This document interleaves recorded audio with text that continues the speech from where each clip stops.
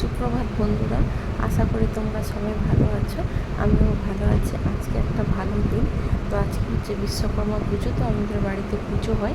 তো এই দেখো, মানে মোটামুটি হালকার উপরে একটু সাজানো গোছানো হয়ে গেছে।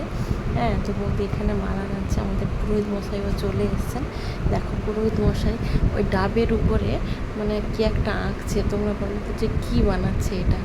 দাঁড়াও, তোমাদের একটু কাছ থেকে দেখাবো, তাহলে তোমরা ঠিক বুঝতে পারো যে কী বানাচ্ছে। দেখো, একটা মুখ বানাচ্ছে, দুটো চোখ বানিয়েছে, মানে একটা ঠাকুরের বা কিছু একটা মানুষের মুখ বানানোর চেষ্টা করছে। মুখ বানাচ্ছে হয়তো, চোখ না। এই দেখো, আমরা সবাই এবারে ঘট উত্তোলন করতে যাচ্ছি আমাদের একটা গ্রামের মন্দিরে। তো এটা হচ্ছে শিব মন্দিরের পুকুর একটা। এই পুকুরটা দেখো, জাস্ট এই পরিবেশটা দেখো কত সুন্দর। চারিদিকে এই সবুজ সবুজ, মাঝখানে একটা পুকুর।